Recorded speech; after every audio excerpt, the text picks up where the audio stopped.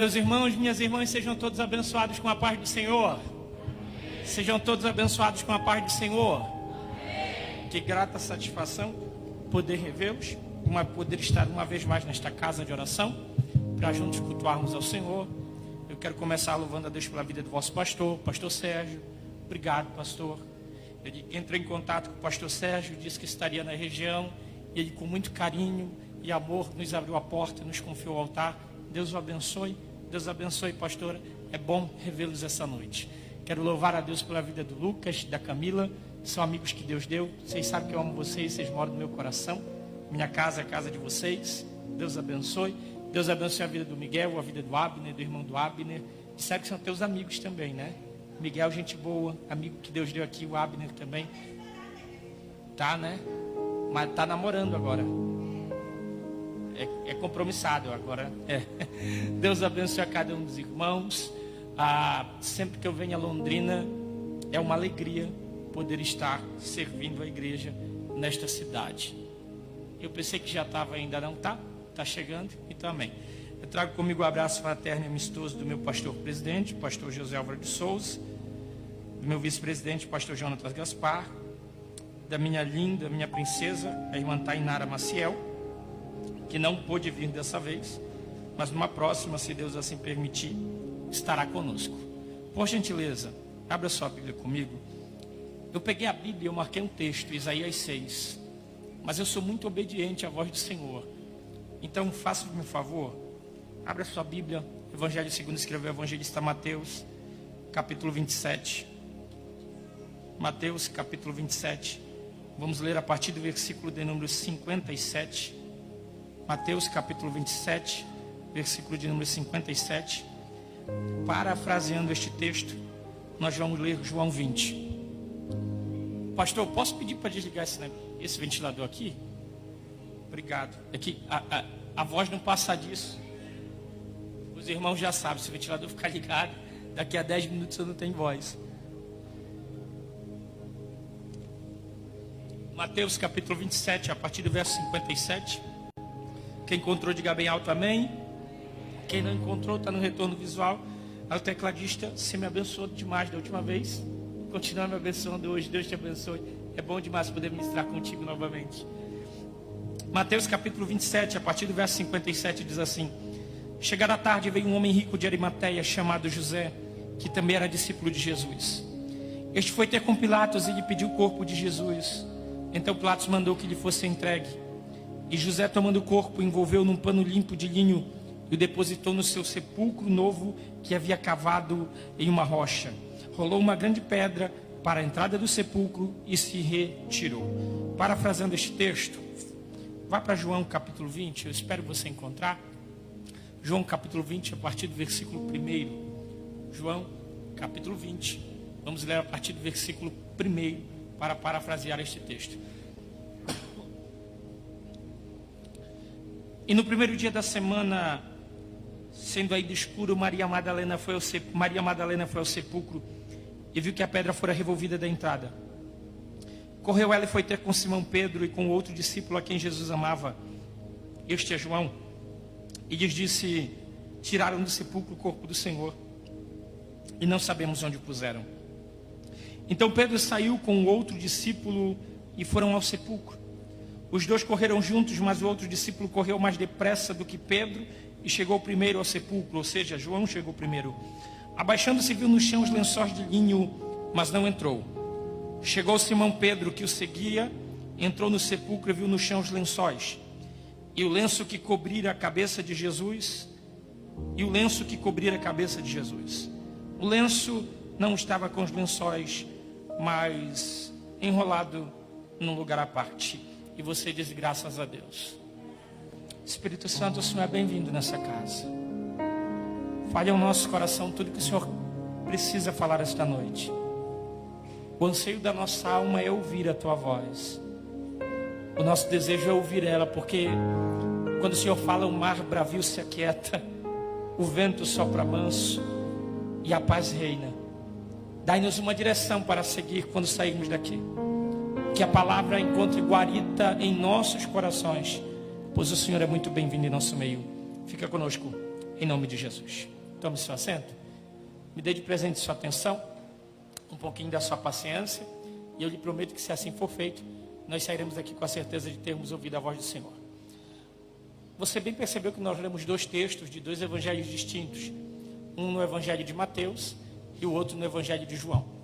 Mas ainda que sejam dois evangelhos diferentes, os dois textos se complementam, posto que o texto do evangelho de Mateus, ele vai nos relatar acerca de um momento após a morte de Jesus. Ainda que Cristo não tenha sido vencido pela morte, na verdade, ele se entregou porque a morte não tinha poder sobre ele. A verdade é que, segundo a medicina, houve um grande médico que foi estudar o processo da crucificação, e ele, por um raciocínio lógico, chegou à seguinte conclusão: após Jesus se entregar, uma veia do seu coração se rompeu, causando a sua morte, ou melhor, causando aquilo que nós chamamos de morte, posto que a morte não venceu. E o texto de Mateus, ele vai falar acerca de um exato momento após esta história. Já o evangelho de João, ele vai nos relatar acerca de um momento após a ressurreição de Cristo. Os dois evangelhos se complementam, posto que um fala da sua morte e outro fala da sua ressurreição. Mas para entender isso aqui, a gente precisa navegar um pouquinho na história. Por quê? Porque só dá para entender o texto se nós entendermos o contexto. Para a gente entender isso aqui, a gente precisa voltar 3 anos e meio no passado.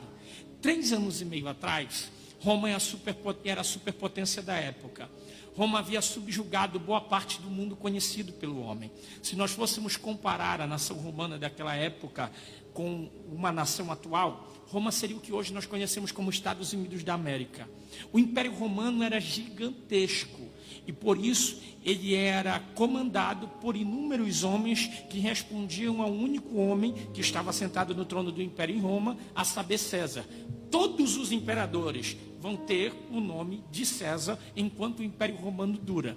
O Império Romano, ele conseguiu fazer a nação de Israel novamente cativa. E quando você ouve isso, você começa a pensar: pastor, como é que Israel está cativa de novo, se Israel era a menina dos olhos de Deus, se Israel foi a nação que Deus escolheu? Por um simples motivo: Deus é Pai, e porque Deus é Pai, Ele vai corrigir os filhos a quem Ele ama. Ontem eu estava falando disso para os jovens na Assembleia de Deus, congregação do Jardim Everest, e se existe uma verdade, a verdade é essa: todo pai que ama seu filho, ele tende a corrigir o mesmo, ele é obrigado a corrigir o filho ou a filha. Por quê? Porque todas as vezes que eu não corrijo o meu filho ou minha filha, automaticamente eu estou assinando a sentença de morte dele, ou a sentença de morte dela. Por quê? Porque quem não corrige não ensina limite, e aí a criança não sabe até onde pode ir. E se eu não ensinar limites, Deus vai ensinar. Ofni e Finéias nunca obedeceram, nunca foram ensinados sobre limites. Ele nunca os ensinou. Deus intervém na história e permite que os moços venham a morrer de forma precoce, porque faziam tudo o que desagradava ao Senhor. Então ensine limite aos seus filhos. E como Deus é Pai, que precisa corrigir os filhos a quem ama, Ele vai permitir que uma vez mais Israel entre em um cativeiro. Mas esse cativeiro ele é diferente, Camila, porque os romanos, quando eles faziam uma nação cativa, eles permitiam que esta nação continuasse cultuando ao seu Deus, adorando ao seu Deus, desde que o culto ao seu Deus não ferisse o culto politeísta da nação romana. Politeísta, porque adorava inúmeros deuses. Alguns historiadores, pastor, ousam brincar dizendo que os romanos buscavam deuses para tudo. Inclusive, encontraram indícios que eles cultuavam o Deus do mau hálito. Acredite se quiser, de tantos deuses que eles cultuavam. E Paulo ele vai expressar isso, e Paulo vai ver isso de forma literal, quando ele chega no aerópago em Roma, e no aerópago perguntam: você está falando sobre qual Deus? Ele passa diante dos altares e ele vê que tem inúmeros altares levantados. O último altar está escrito: consagrado ao Deus desconhecido. Paulo lê essa inscrição, olha para o altar e diz: eu falo sobre este Deus que vocês não conhecem, mas que quer se fazer conhecido por vocês. Isso é o que é interessante, é que Paulo está pregando para um povo que não conhecia o Deus que nós batemos no peito e dizemos que conhecemos. Mas eu preciso mexer com a sua cabeça um pouquinho nessa noite. De fato, nós não conhecemos o Deus a quem nós dizemos que conhecemos. Parece redundante dizer isso, mas não é. Por quê? Porque se nós conhecêssemos o Deus a quem nós adoramos, a nossa vida seria muito diferente. Por quê?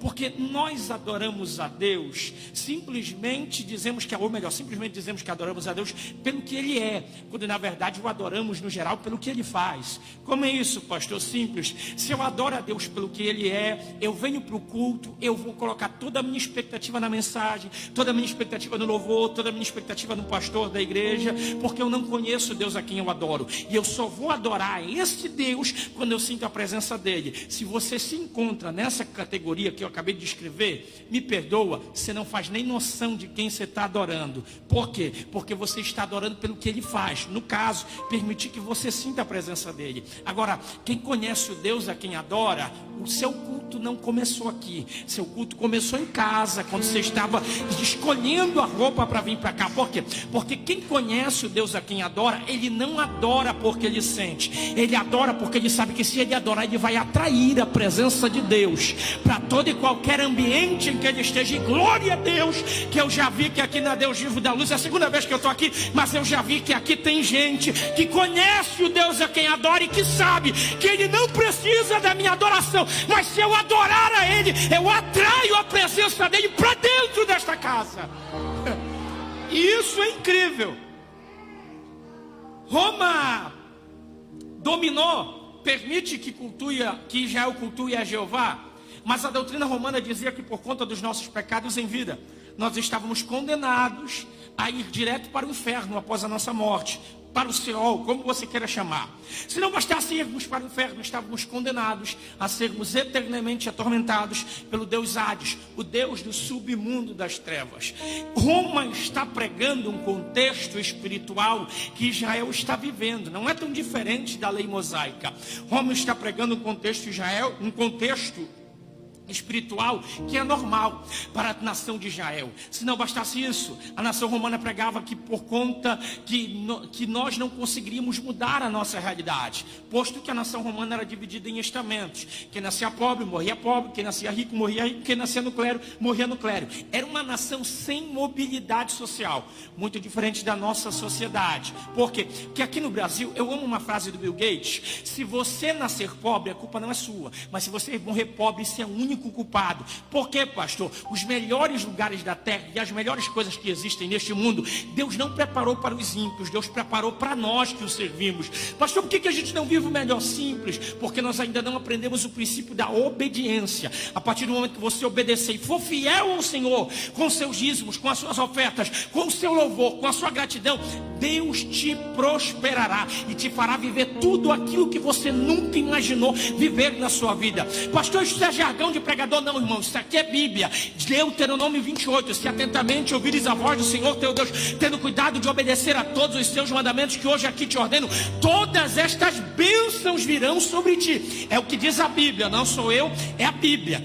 Dentro desse contexto espiritual falido, existe mais uma problemática, qual? O sacerdócio. Eu falo isso com muito respeito a esta casa e ao anjo desta casa. O sacerdócio judaico está falido. O sacerdócio judaico está podre. Porque quando você entrava no templo na antiguidade, o templo era dividido em 3 pavimentos: o lugar santo, o lugar santíssimo e o santo dos santos. Entre o santíssimo e o santo dos santos estava um véu. E todo mundo prega que o véu fazia a separação entre Deus e o homem. A maior mentira furada. Porque Deus sempre permaneceu no mesmo lugar, querendo que nós o encontrássemos. Quem se separou de Deus foi um homem. Então, em um raciocínio muito lógico, o véu separava o homem de Deus e não Deus do homem, porque foi o homem que se afastou. O fato é que o véu estava colocado, e por detrás do véu, no Santo dos Santos, deveria, digo e repito, deveria estar a Arca da Aliança. Pastor, porque o Senhor disse deveria? Porque séculos atrás, Nabupolassar, pai de Nabucodonosor, derruba os muros de Jerusalém.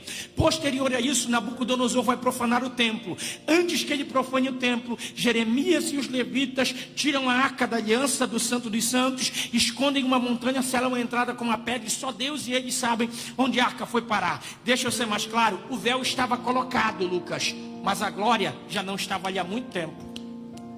Sabe o que é interessante? Os sacerdotes subiam no púlpito do templo de Israel, pregavam sobre a glória, falavam sobre a glória, cantavam sobre a glória, mas não entendiam nada da glória. Falavam de algo que não conheciam, pregavam sobre algo que não viviam. E sabe o que é interessante? E se não bastasse tudo isso, eles enchiam de regras religiosas que impediam o povo de chegar perto de Deus. É dentro desse contexto social, espiritual e econômico que vai se levantar um moço da região da Galileia, um hebreu, um judeu, filho de um tal de José da carpintaria. E meu pastor, sabe o que eu amo do brasileiro? É que o brasileiro ele tem mania de encurtar nomes, né? Quer ver? O José, ele é conhecido como aqui? Zé, né? E o Zé, ele é mais conhecido, ele é conhecido pela função dele, não é verdade? Quer ver? Se o Zé trabalha na padaria, a gente chama ele de Zé Padeiro. Se é borracharia, é o Zé Borracheiro, não é verdade? Se é marcenaria, é o Zé Marceneiro. E o filho do Zé, pastor, no geral é o quê? Zezinho. Um João ninguém. Um improvável. Um desconhecido. E eu amo meu Deus por isso. Porque Deus é o Deus dos improváveis. Deus é o Deus dos desconhecidos.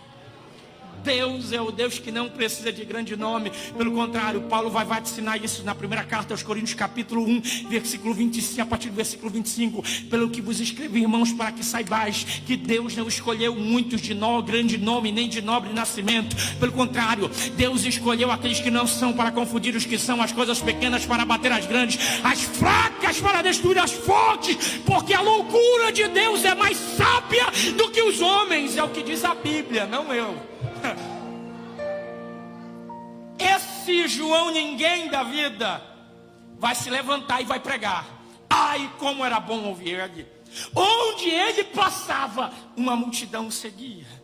Onde ele ia, algo extraordinário acontecia. E ele era muito cirúrgico, porque a palavra dele ia na divisão das juntas e medulas, na divisão da alma, até onde ninguém poderia alcançar. A palavra dele alcançava o coração mais aflito, o coração mais dolorido, o coração mais ferido. A palavra dele alcançava. É fato que depois de 3 anos e meio pregando, ele tem uma multidão quase que incontável de seguidores. Segundo os historiadores, se ele continuasse pregando por mais 3 anos e meio e completasse um ciclo de 7, ele teria um exército que muito possivelmente conseguiria bater o exército romano, porque a palavra dele convencia qualquer um, e a palavra dele era tão extraordinária. E eu te explico porque fez tanto sucesso, porque ganhou tantos adeptos. Certa feita chegaram para ele e disseram assim: Zezinho, é verdade que depois da nossa morte, por conta dos nossos pecados, nós temos que ir para o inferno? Ele disse: não precisa ir para lá. E quando perguntaram por quê, ele disse: porque eu aprendi diferente com meu pai. E aí perguntaram: como é que faz então para escapar do inferno? E ele disse: é muito simples. Negue-se a si mesmo, tome sua cruz todos os dias e me siga. Se você fizer isso, fica tranquilo. Daqui a pouquinho eu estou indo para a casa do meu pai para preparar morada, para que onde eu esteja, todos aqueles que me seguem, me servem, me obedecem, um dia estejam comigo também. Um dia perguntaram para ele coisas extraordinárias. Como é que o pai dele era? E ele disse: quem vê a mim, vê ao pai, porque quem vê ao pai, vê a mim. E ele disse que no céu existia lugar para todos aqueles que o seguissem. Se não bastasse isso, onde ele ia, um mudo ouvia, um mudo falava, um surdo ouvia, um cego enxergava. Por onde ele passava, coisas sobrenaturais aconteciam. Algo extraordinário está acontecendo. E ele era completamente diferente de todos os outros. Porque onde todo mundo queria matar, onde todo mundo queria acabar com a história, ele tinha uma palavra que gerava vida. Certa feita pegaram uma mulher que foi pega em adultério, levaram diante dele e começou errado, porque se era adultério tinha que ter levado o homem também. Olharam para ele e disseram: mestre, a lei manda apedrejar até a morte, o que o senhor vai dizer? Pode tacar pedra. Não vou contra a lei. Só que assim, só vai tacar pedra nela quem nunca pecou. Porque uma coisa é eu apontar para alguém. Só que você já percebeu? Todas as vezes que você aponta 2 dedos para alguém, tem 3. Aquilo que te acusa é maior do que aquilo que você aponta. É por isso que Jesus disse: antes de querer tirar o cisco do olho do teu irmão, olha para a trave que está no teu. Porque o que nos acusa é maior do que aquilo que nos aponta, do que aquilo que apontamos nos outros. Ele está sentado, aí ele senta, ou melhor, ele se abaixa e começa a escrever no chão. E alguém se preocupa com o que ele escreveu? O que ele escreveu não interessa. Interessa o que ele fez. Quem não tem pecado, atire a primeira pedra e começa a escrever. Um por um vai largando. Sabe o que ele estava ensinando? Não tem pecadinho nem pecadão. Tudo é pecado. Só tem consequência diferente, mas tudo é pecado. Todo mundo larga as pedras. Ele olha para a mulher e diz assim: cadê os teus acusadores? Ela levanta. Ela sabe que ele pode apedrejar. E quando ela espera uma pedrada, ele olha para ela e diz assim: faz o seguinte, estou te dando uma nova chance de recomeçar a tua história. A partir de hoje, vai embora daqui, comece a escrever um novo capítulo. Não peque mais, ande na minha presença e seja tudo aquilo que eu te projetei para ser. Isso é incrível.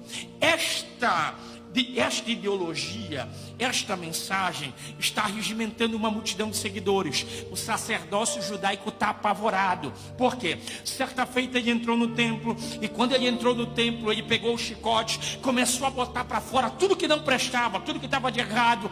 E os sacerdotes agora têm medo que, porque ele cresceu muito e acompanhado por muita gente, ele entra no templo de novo, entra no lugar santo, passa o Santíssimo, abre o véu, entra no Santo dos Santos e expõe a vergonha. Qual? Que a glória não estava ali há muito tempo. Sabe qual é o medo deles? É que Jesus envergonhe. O medo deles é que Jesus exponha ao ridículo. O medo deles é que Jesus chame a atenção na frente de todo mundo e expõe o pecado deles. Sabe o que eles não entenderam? Que Jesus, quando vai tratar com alguém, Jesus, quando vai corrigir alguém, ele não humilha, ele chama em particular.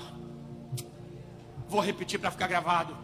Jesus, quando vai tratar com alguém, ele não humilha, ele chama em particular. Pastor, prova, vamos lá, eu amo Bíblia. É meio-dia, é perto do meio-dia. Jesus está chegando no poço da região de Sicar. Sicar fica dentro do território de Samaria. Os 12 discípulos estão com ele. Meio-dia, nenhuma moça de família, ninguém decente vai tirar água. Meio-dia é o horário dos excluídos, só vai tirar água meio-dia quem quer se esconder. Jesus sabe que a samaritana vai chegar, e como ele tem que tratar com ela pessoalmente, de forma íntima, ele olha para os discípulos e diz assim: vocês estão com fome? E eu imagino que Pedro, quero mais para frente, disse assim: mestre, o estômago está nas costas. Judas, pega dinheiro, compra. Vamos lá, vamos com o Judas, vamos comprar comida. Isso aqui mexeu comigo, pastor. Pelo seguinte, é preciso 12 para comprar comida para 13? Não precisa, basta um. Sabe por que Jesus manda os 12? Porque o que ele tinha para fazer na vida da samaritana era em particular, não era em público. Grandes coisas, Deus não opera em público. Grandes coisas que precisam ser mudadas em nós, Deus chama para o secreto, Deus chama para o particular. Porque tem coisa que Deus vai chegar no particular e dizer: te conserta, te ajeita, senão eu vou te matar. A tua vida está errada aqui. E Deus nunca vai te expor o ridículo em público. Escuta isso aqui, profeta, escuta isso aqui, vaso. Eu prego por esse Brasil e eu vejo muito pseudo homem de Deus, muito pseudo mulher de Deus levantando, dizendo: tu estás em pecado. Jesus nunca fez isso. Quando ele quis tratar com alguém, ele chamou de canto, ele chamou em particular, porque ele é pai. Ele é pai. Ele olha para ela e diz assim: todo mundo vai embora. Ele senta no poço, e eu tenho que Jesus era muito bem humorado. Ele senta no poço, e eu acho que ele ficou olhando para a água e dizendo: manda ela subir ou não? E a água doidinha para obedecer, porque estava diante do seu Criador. A samaritana chega e diz assim: dá-me de beber. Você conhece a história? Como é que tu é judeu? Como é que tu vais me pedir de beber? Não, é que você não sabe com quem você está falando. Se você soubesse, ó a senha dele, Camila, para pegar ela. Se você soubesse, você me pediria água e eu te daria água. Mas a água que eu te der, ela vai se transformar em uma fonte que vai jorrar para a vida eterna. Ela vai saciar a tua sede para todo sempre. Essa mulher está tão sedenta, ela está precisando tanto de mudança, que ela olha e diz assim: dá-me dessa água. Ele diz: te dou com o maior prazer. Só tem um detalhe: antes de te dar, traz o teu marido. É a raiz do problema. Ela deve ter coçado a cabeça e dito: então, eu não tenho. Ele diz: disseste bem, tivesse 5, o que tem agora não é teu.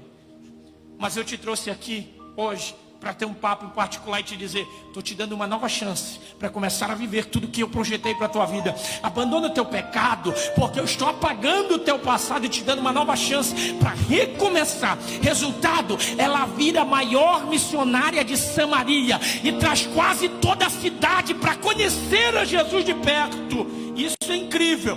O sacerdócio tem medo que Jesus entre e exponha a vergonha. Eles não entenderam que Jesus, quando quer tratar, ele trata em particular. É justamente por isso, me perdoa, mas eu preciso te dizer isso com muito carinho. Foi justamente por esse motivo que ele te trouxe aqui esta noite, só para te dizer: viu, eu sei que o véu está aí e todo mundo te tem como homem, como mulher de Deus, mas esse templo aqui, essa casa, há muito tempo não é visitada por mim. Esse templo aqui, essa casa, há muito tempo está vazia. Eu te trouxe aqui esta noite só para te dizer: arranca o véu, porque se você tiver coragem de arrancar esse véu, eu desço nesta casa com a minha glória e volto a encher aquilo que há muito tempo está vazio, aquilo que há muito tempo não sabe o que é sentir a minha presença, diz o Senhor.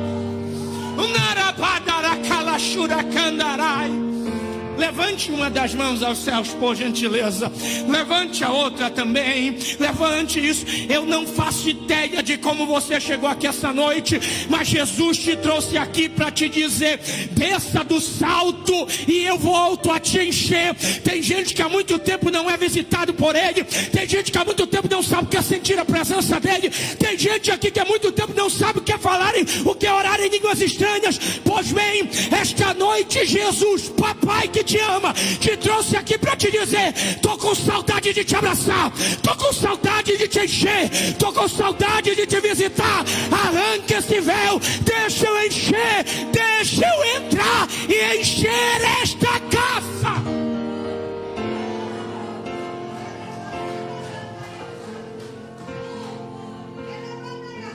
Eu estou te dando 10 segundos para fechar os olhos e fazer a oração mais sincera da tua vida e dizer: Deus,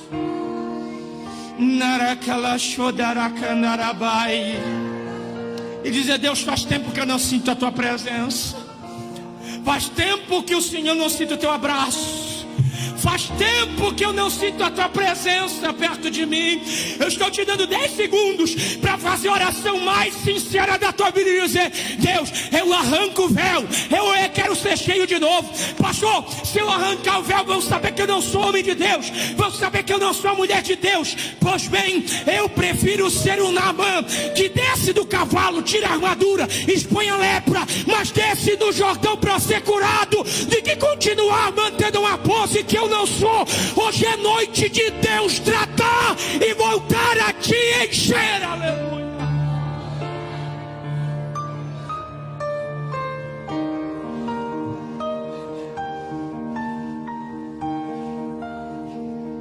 Eu tô arrepiado aqui.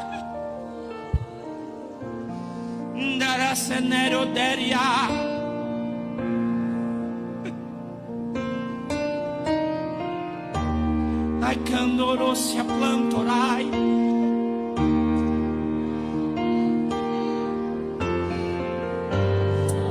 Eu não sei se você consegue sentir o que eu estou sentindo, mas eu estou sentindo graça. Yeshua.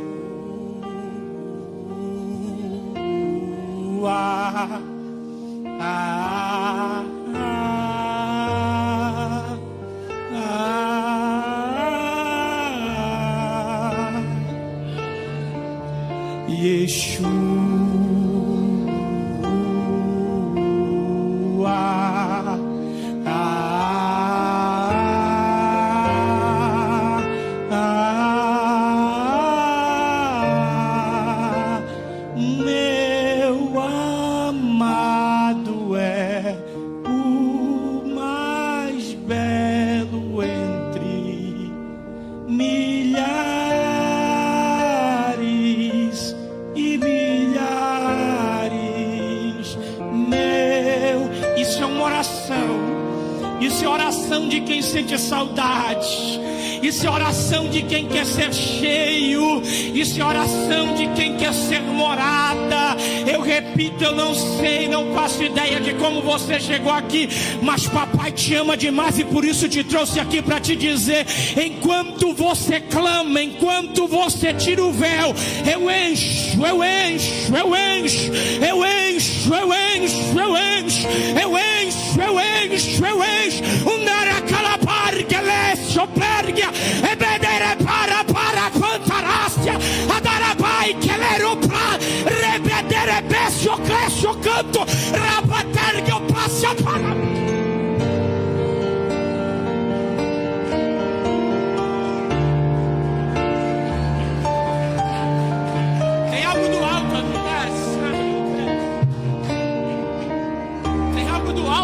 Quem que é isso?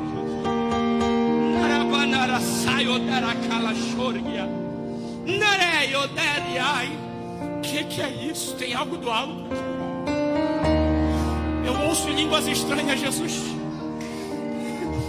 Eu ouço glória a Deus, Jesus. Eu estou ouvindo língua estranha. Eu estou ouvindo aleluia. Eu vejo lágrima nos olhos, Pai. Hoje é noite de voltar a ser cheio. Eu libero uma palavra profética sobre a tua vida. Você não sai daqui como chegou.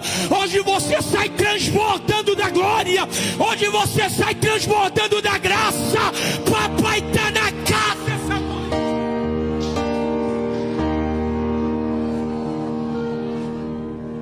Que é isso? Que presença é essa? Narasai Keleri Alabar Nerioseio Daraia Dargaseia Unimini Kelesio Candorosia Dai Unamandora Beneleseio Candorasai. Que graça é essa?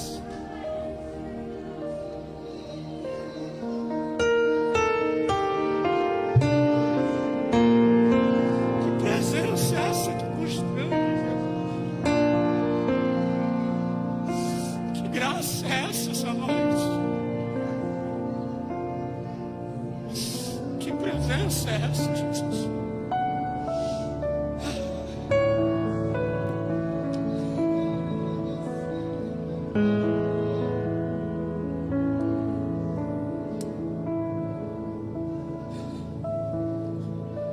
Aleluia.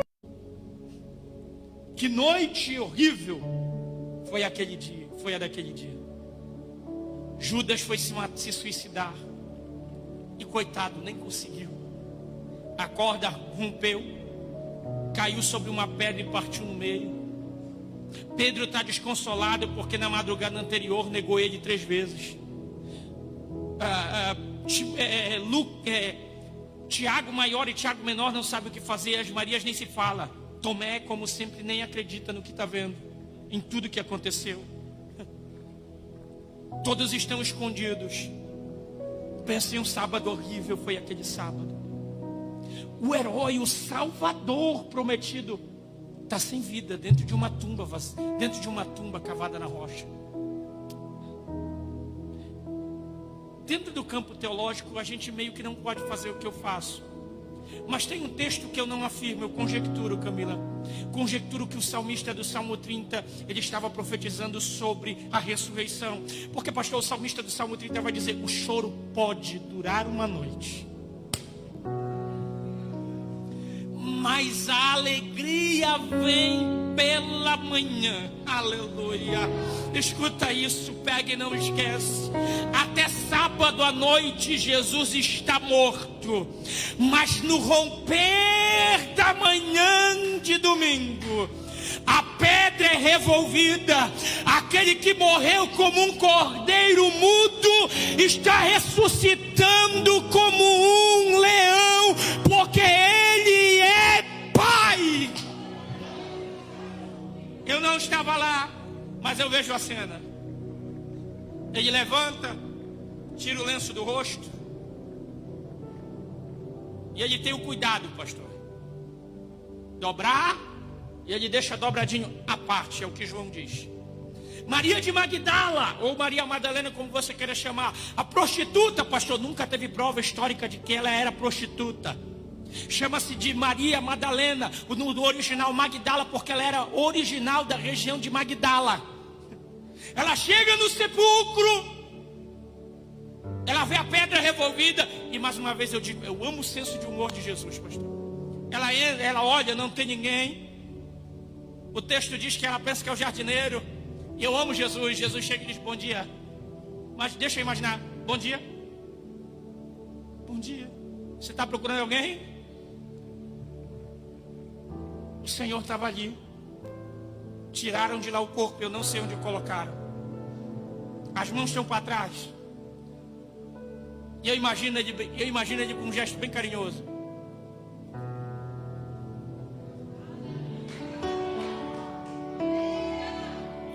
Sou eu. Conta para os outros. Ela corre, conta para Pedro, para João, para os outros e volta. Isso aqui, pastor, eu gosto de estudar. Eu gosto de estudar. Essa igreja já percebeu que eu gosto de estudar. Eu fui estudar à luz da ciência forense. Como é que se comprova que os relatos do evangelho são verídicos? Um dos maiores cientistas forenses era ateu. Ele se converteu depois de estudar os evangelhos. Ele pegou os 4 evangelhos e foi estudar como se fossem as 4 pessoas: Mateus, Marcos, Lucas e João. Sabe o que ele descobriu, Camila? Os 4 contam a mesma história de pontos de vista diferentes. Só que a mesma história. Mas o que mais pesou para ele acreditar que Deus existe e aceitar Jesus é que ele vai ver nos evangelhos, pastor, que os evangelistas fazem questão de dizer que quem viu Jesus ressurreto primeiro foram as mulheres. Não entendi, pastor, um relato de mulher não tinha validade legal naquela época.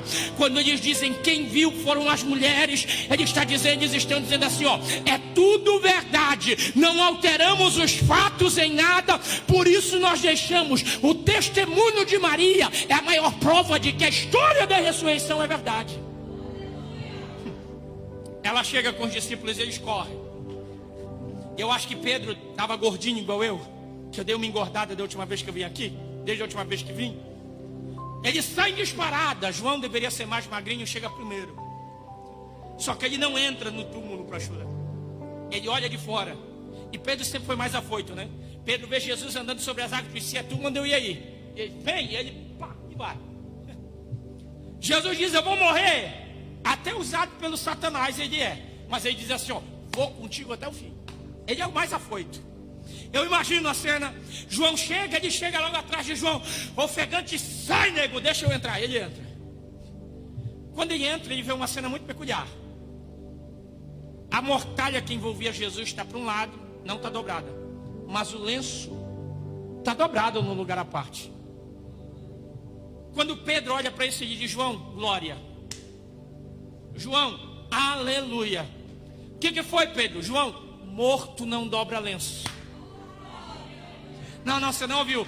João, morto não dobra lenço, João. Se o lenço está dobrado, é porque o mestre não está morto. Ele está mais vivo do que nunca, João. Agora vem comigo, porque é sobre isso aqui que eu quero falar para você essa noite. Eu fiz todo esse contexto para te falar sobre isso aqui. Porque lenço dobrado, dentro do contexto judaico, ele tem 3 relações. Primeira relação é a relação hóspede e hospedeiro. Eu fiquei hospedado desde quinta-feira à noite, lá na sede aqui na sede da Assembleia de Deus em Londrina. Eles têm uma estrutura incrível. Olha, já viajei pelo Brasil, já fiquei hospedado em muitos lugares, mas ali é incrível. Me colocaram num lugar muito bom, pastor, numa suíte muito boa. E se nós fôssemos judeus, pela boa hospedagem que me deram, hoje, quando eu saí de lá, eu teria tirado meu lenço pessoal do bolso, que todo bom judeu tinha que ter um lenço, até hoje eles têm. Eu tiraria o lenço do bolso, deixaria bem dobradinho e colocaria em cima da cama. Amanhã de manhã, quando fossem limpar o quarto, que visse meu lenço, iam levar para o pastor, o presidente, para algum pastor e dizer, ó, pastor John esqueceu o lenço. O pastor, sendo judeu, ia olhar e dizer, já sei por quê. E quando alguém perguntasse por quê, ele ia responder, ele gostou tanto de ficar hospedado aqui, que ele deixou o lenço dobrado só para ter uma desculpa para voltar e se hospedar aqui em casa de novo, só porque ele gostou de habitar no nosso meio durante algum tempo. Não, você não entendeu? Vou melhorar. Pedro olha para o lenço dobrado e lembra, Jesus é judeu, deixou o lenço dobrado só para dizer, gostei tanto de estar no meio de vocês, que eu deixei o lenço para dizer que daqui a pouquinho eu volto, para passar mais um tempo nesse meio. Segunda relação é a relação servo, senhor e servo. Todo homem que tinha posses em Israel na antiguidade, ele tinha servos e servas. Se em algum momento da refeição ele precisasse levantar-se da mesa, não quisesse que alguém mexesse naquilo, ele tirava o lenço do bolso, deixava sobre a mesa e se levantava. Quando alguém viesse tirar a mesa, que visse o lenço dobrado, não mexia na mesa e voltava para a cozinha. Quando chegasse na cozinha, alguém perguntasse: cadê a louça? Ele ia dizer: não deu para tirar. Por quê? Porque o chefe deixou o lenço dobrado. E aí quem estava na cozinha ia entender. Por quê? Que aquilo que ele começou, ele vai voltar para terminar. Vou repetir. Aqui tudo aquilo que ele começou, ele vai voltar para terminar. Por quê, pastor? Carta aos Filipenses: aquele que começou a boa obra em vós, há de aperfeiçoá-la até o dia da sua vinda. Levante a mão e receba essa palavra. Eu vim profetizar para você que o Deus que começa é o Deus que termina. O Deus que começa é o Deus que termina. O Deus que começa é o Deus que termina. Não entendi, pastor. Toda boa obra que ele começou no meio da tua família, ele vai terminar antes do dia da sua vinda. Toda promessa que ele fez, ele vai cumprir antes do dia da sua vida.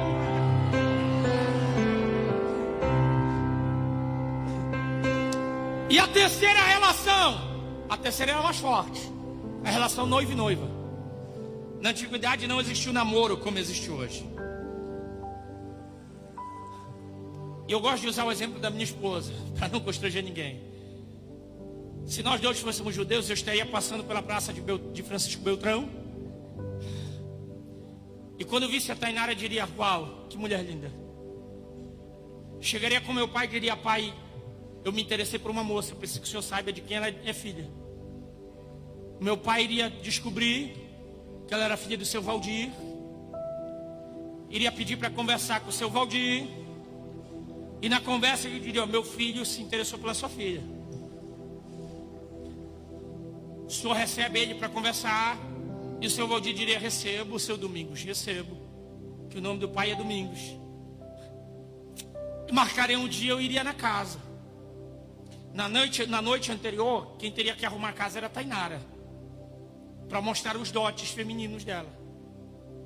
Ela faria um prato antes de eu chegar, ou então amassaria pão e deixaria pronto. Tinha que ter alguma coisa feita por ela.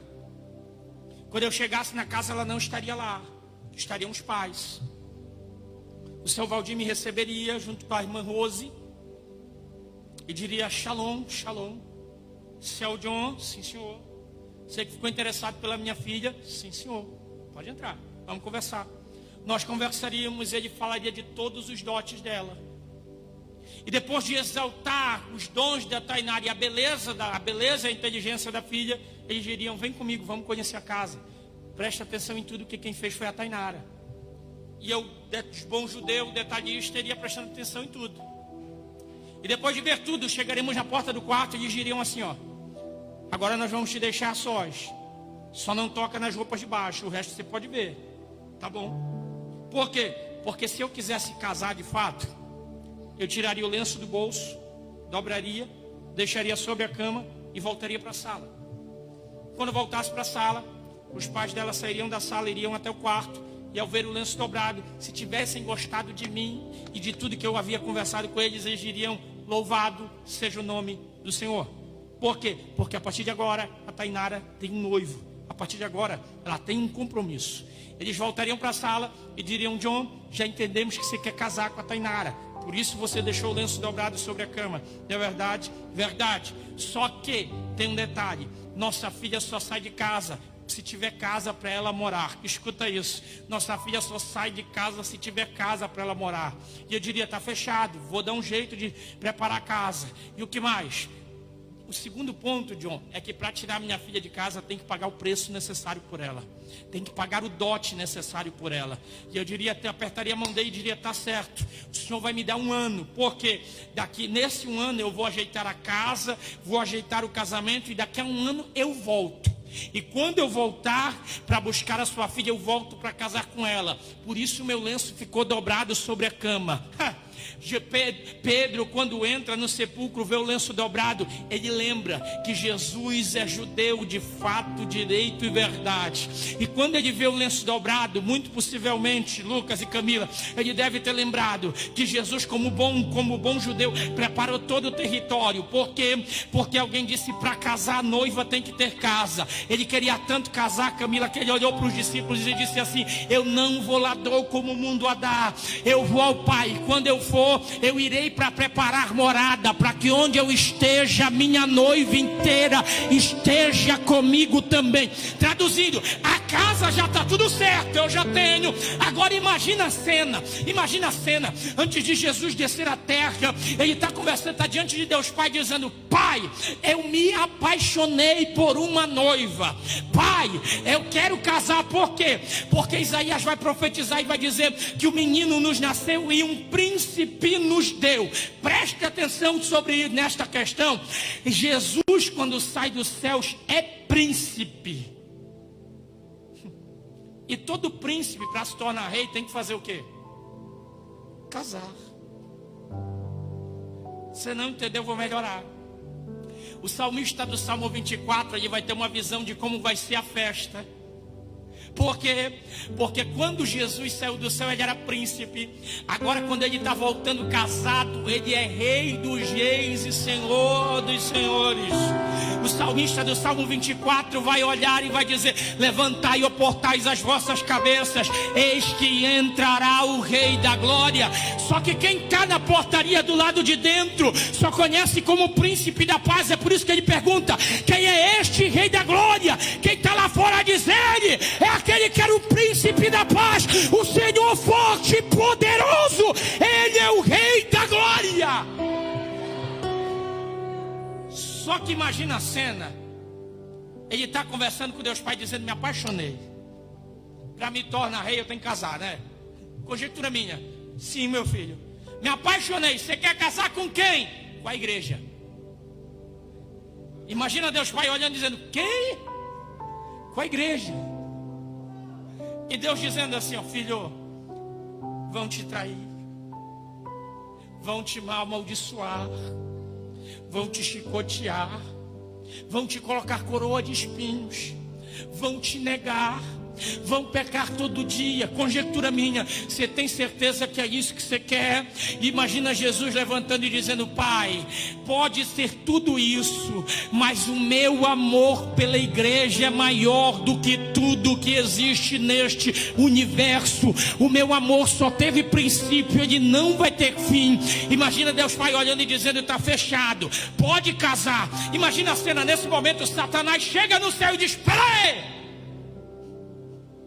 para casar com essa igreja tem que pagar o preço, dote por ela. E qual é o dote? Sangue. Que sangue? O teu. Eu teria pensado 2 vezes, mas eu imagino a cena. Pode tirar cada gota. Eu não abro mão de casar com a minha igreja.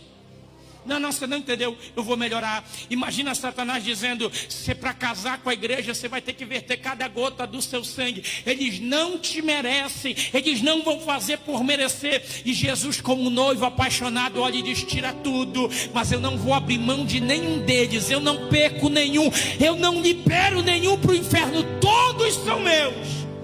Ele desce, ele vai verter o sangue na cruz do Calvário.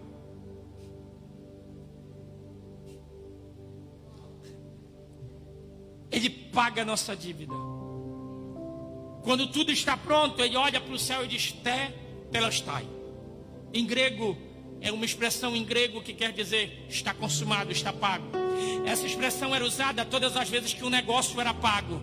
Se eu devesse algo para o Lucas e nós fôssemos gregos, quando eu pagasse ele, eu apertaria a mão dele e dizia: tetelestai. E o Lucas dizia: tetelestai, está pago.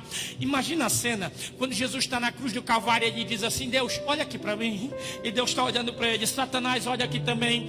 Pega toda a dívida da humanidade, põe na minha conta. Eu estou pagando tudo, está tudo pago. Estou libertando toda a humanidade de tudo. E eu gosto de ilustrar isso da seguinte maneira: você já foi no rodízio de carne? Quem já foi? Que glória que é, né? Em julho eu fui pregar em Curitiba, na igreja do Samuel e da Emanuele. Minha esposa foi comigo, pastor. A gente chegou lá, o Samuel, nosso amigo, ele nos levou em uma das churrascarias mais tops de Curitiba. E aí eu olhei para aquilo e discretamente eu vi o preço, quase 100 pila por cabeça. Churrascaria top, irmão, coisa boa. E eu lembrei que eu tinha 2 notas de 100 na carteira. Eu tinha mais dinheiro na conta, mas na carteira eu só tinha 200. E aí eu comecei a pensar da seguinte maneira: eu sento com a Nara, começo a comer, e aí o garçom vem e diz: senhor, quer beber alguma coisa? Quero. Traz o quê? Traz aquela porcaria que faz mal, mas a gente ama. O quê? Aquela pretinha, coca. Pode trazer a coca, bem gelada, com gelo e limão. E aí, quando ele trouxesse, ele marcaria ali na comanda e eu viria 20 pila coca. Eu digo, pronto, deu. Vou ter que lavar a louça. Porque eu fiquei imaginando, se eu tivesse só aqueles 200 no bolso, tivesse que pagar a conta. Não ia dar, Miguel. Eu ia ter que lavar a louça. Aí minha cabeça foi longe, porque tu é pregadora, tu sabe, vocês são pregadores. Eu imaginei, vou chamar o garçom. E quando eu chamar o garçom traz aquele caderninho preto, que às vezes causa arrepio, né? E aí quando eu abrisse, ia ver 200 de comida, 20 de bebida, 10% do garçom, 200 e poucos reais. E um carimbo aqui, pago. Eu ia chamar o garçom e dizer, vem cá, por favor. O que foi, senhor? Está errado. Por que está errado? Eu não paguei isso aqui. Eu estou devendo para vocês isso aqui. E aí o garçom ia dizer, sua conta foi paga. E quem pagou disse que o senhor ia dizer isso. E eu ia perguntar, quem foi que pagou? E ele ia dizer, dá uma viradinha para trás que o senhor vai ver. E quando eu virasse para trás, eu veria um homem lindo, vestido de branco, com as vestes resplandecentes, que levantaria a mão e diria assim, pode ir embora. Eu paguei a tua conta, a tua dívida está paga. Você não deve mais nada para ninguém. Eu te libertei disso aqui. Vai para casa e começa a viver uma nova história comigo. Vai embora.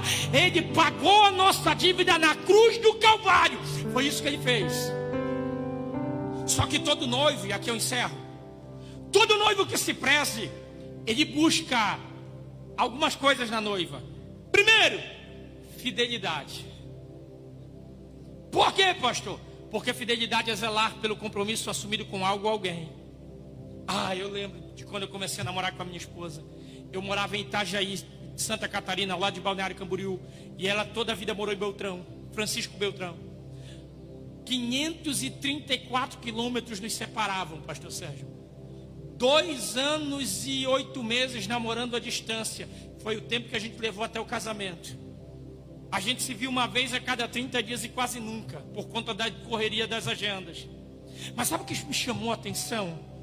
É que todos os amigos que eu tinha em Beltrão, quando eu falava com eles por telefone ou pelo WhatsApp, diziam assim, você está ganhando uma bênção. É um presente do céu. Ninguém nunca me ligou e disse, tua namorada não presta, tua futura esposa não. Todo mundo dizia assim, é uma bênção. Você pode confiar. O que mais me chamava a atenção era a fidelidade da Tainara. E que coisa linda é encontrar alguém que seja fiel. Sabe, Jesus nos trouxe aqui esta noite para nos confrontar. Por que nos confrontar, pastor? Porque no geral, o relacionamento da maioria dos cristãos hoje se resume a esse ambiente de culto. Quando o nosso relacionamento se resume a esse ambiente, isso é flertar. Isso não é ter relacionamento. Isso é ter um namorico com Jesus. Sabe a expressão que a gurizada usa? Ficar. Quando você só tem relacionamento com Jesus aqui dentro, é basicamente como se você estivesse só ficando. Mas gente, falta pouco para meia-noite. Daqui a pouco o relógio bate 12 horas, às 12 badaladas, a trombeta soa e nós seremos arrebatados. E no arrebatamento só entra no céu quem for fiel. Só tem lugar na eternidade quem vive uma vida de fidelidade ao Senhor. Jesus me trouxe aqui esta noite com uma palavra muito séria para alguém dizendo, chega, deu, acabou o momento de só ficar. Ou você assume um compromisso real como minha noiva, ou você vai ficar quando eu voltar para buscar a noiva ataviada que eu vou vir buscar. Segundo, Todo noivo busca uma noiva que tenha a casa arrumada. Gente, eu casei com uma mulher, e eu amo falar sobre ela, pastora. Eu casei muito bem, minha esposa é linda, mas ela tem uma característica que me chamou muita atenção. Ela é extremamente chata para limpeza. Chata. A ponto de não me deixar ajudar em alguns momentos. E se alguém ligar e disser, estou indo na tua casa, dia de faxina, pastor, ela vira e diz, Pode ser a mãe dela, pode ser minha mãe, pode ser meu pai, o pai dela, À noite pode vir. Por quê? Porque agora eu estou arrumando a casa. E eu aprendi muito com ela sobre essa questão. Eu sempre fui muito organizado, mas essa questão da minha esposa, da Nara, me chama a atenção. Por quê? Porque a gente não leva ninguém em casa. Isso serve para todo mundo. Porque você é assim. A gente não leva ninguém em casa se a casa estiver bagunçada. Pode ser teu melhor amigo, mas o teu melhor amigo também tem outro melhor amigo. Ele vai na tua casa, não vai falar nada para ti, mas vai sair de lá e vai falar mal de ti pro outro amigo dele. A gente não leva ninguém em casa quando a casa está bagunçada. Por quê? Porque a gente gosta de apresentar a casa arrumada para os outros. Sabe, essa casa a gente nunca conseguiu colocar em ordem. A gente nunca vai conseguir colocar essa casa em ordem. E aí Jesus entra em cena e diz assim, eis que estou à porta e bato. Se alguém ouvir a minha voz e abrir, eu entrarei e cearei com ele e ele comigo. Pastor, o senhor acabou de dizer que a gente não leva ninguém em casa quando a casa está bagunçada. É perfeito. Mas Jesus é o único amigo que quando bate na porta da tua casa, ele sabe que ele vai encontrar uma verdadeira bagunça. E sabe qual é o problema? Como está bagunçado, a gente não quer deixar ele entrar. A gente diz, não, Jesus, não entra não, está uma bagunça. E ele trouxe alguém aqui para dizer, eu sei que está bagunçado. Eu sei que você não conseguiu arrumar e nem vai conseguir. É por isso que eu estou na porta e estou batendo e dizendo, deixa eu entrar. Aí a gente responde dizendo, não, Deus, está bagunçado, tem que arrumar. E diz, eu já sabia, eu estou aqui na porta, eu trouxe vassoura, eu trouxe pá, eu trouxe saco de lixo. Se deixar eu entrar, eu me responsabilizo em fazer a faxina e colocar tudo no seu devido lugar, diz o Senhor dessa casa, aleluia. E a última coisa para a gente encerrar é que todo noivo busca uma noiva que tenha uma botija, uma lamparina ou um vaso. Para quê? Para encher de azeite. Não entendi, pastor. É que o azeite tem 3 funções na Bíblia: ungir reis, profetas e sacerdotes, dar brilho na lã das ovelhas e curar feridas. Das 3, a que mais interessa, e aqui que eu encerro de fato, direito e verdade, é a função de curar feridas. Sabe por quê? Se eu te perguntar, você tem azeite? O que você me responde? Amém, eu tenho. Não é verdade? Se eu te perguntar, você recebeu o azeite aqui? Você diz, recebi. Amém, eu tenho. Mas a questão não é receber, pastor. A questão é o que a gente faz com esse azeite que recebe. Porque, no geral, a gente, enche-me, Deus, te enche, toca-me de novo, enche-me de novo. Aí Deus diz, não, vou te encher. E Deus vai enchendo, aí você pula, você chora, você fala língua estranha, você profetiza. Aí você pega todo o azeite que Ele te deu, guarda aqui dentro e leva embora para casa. Eu não sei se o senhor já recebeu. Eu fui pregar em um evento uma vez, um congresso de mulheres, e o brinde era um vaso cheio de azeite. E essa experiência marcou minha vida, pastor. Estava cheio de azeite, era bem bonitinho, vaso de barro cheio de azeite. Levei para casa, morava lá em Belém ainda. Levei para casa, dei para a mãe. A mãe colocou em cima da estante, do rack da sala. Pastor, uma semana depois eu fui abrir, não tinha azeite. Sabe o que aconteceu? O barro chupou todo o azeite. Chegou cheio em casa, mas dentro de casa esvaziou. E o azeite não foi usado para nada. Deixa eu te dizer uma coisa. O azeite que você recebe aqui não é para você levar para casa e guardar. O azeite que você recebe aqui é para você pôr na mão e atar a ferida de alguém. O azeite que você recebe aqui é para você pôr na mão e curar a ferida de alguém. Prova na Bíblia. O Jesus vai contar a parábola e dizer que um homem desceu de Jerusalém, foi espancado, assaltado, está quase que morto, está no chão. Sabe o que acontece, Lucas? O sacerdote vê o homem no chão e vai passando ao largo, porque não tem azeite. Se não tem azeite, não dá para parar para ajudar, vai embora. O levita vai subindo ou vai descendo, não sabe dizer. Ele vê o homem, não tem azeite, ele passa ao largo, ele vai embora também, até que entra em cena 1. E quem entra em cena, pastor, não tem nome. Você já percebeu isso? Já percebeu isso, Camila? Quem entra em cena nessa história para curar a ferida alheia, ele não tem nome. A Bíblia nem faz questão de citar o nome dele, porque a qualidade dele grita mais alto que o nome. Vou repetir, a Bíblia não se dá o trabalho de citar o nome, porque a qualidade dele, aquilo que ele faz, grita mais alto do que o nome. A Bíblia vai chamar ele de bom samaritano. Ele tem uma botija com azeite.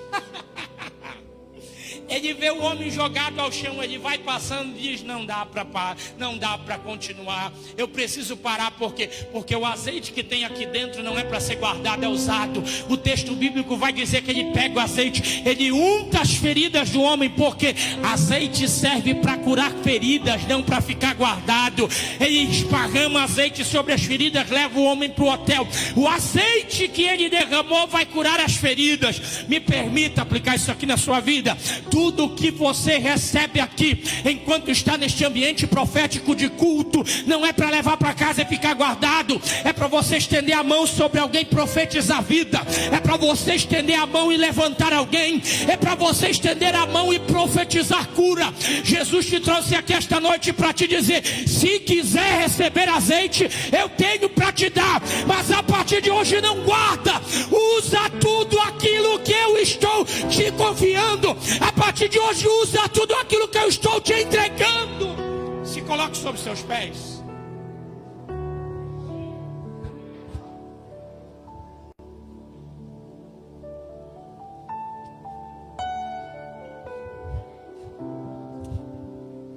Agora me responde uma pergunta muito séria. E eu não quero te empolgar, eu quero que você seja sincero. Você recebeu azeite aqui essa noite? Vou repetir, você recebeu azeite aqui essa noite? Você tem certeza? Pastor, posso fazer o que está no meu coração? Obrigado. Se você recebeu azeite, faça um favor para mim. Põe a mão no ombro de alguém. Porque se tem azeite na tua vida, você nem imagina como ele ou ela chegaram aqui. Mas se tem azeite, libere uma palavra de cura sobre a vida dele essa noite. Libere uma palavra de cura sobre a vida dela essa noite. Ora por alguém essa noite, faz esse favor. Ora, estende a mão, isso. Obrigado, querido. Alguém foi lá com câmera e estendeu a mão. Isso, estende a mão sobre o ombro de alguém, sobre a vida de alguém. Ore a Deus pela vida desta pessoa esta noite. Libera azeite sobre ele, libera azeite sobre elas neste momento. Vai, deixa Deus te usar nesta hora. Libera uma palavra de cura, uma palavra de vitória. Só Deus e essa pessoa sabem como ela chegou aqui. Só Deus e ela sabem como ela ou ele adentraram aqui. Libera uma palavra de cura sobre a vida de alguém esta noite, vai. Isso. Libera uma palavra. Eu já estou vendo gente chorando, já estou vendo gente falando em língua estranha, eu já estou vendo pessoas se alegrando em Deus. Isso, libera uma palavra de cura sobre a vida de alguém esta noite.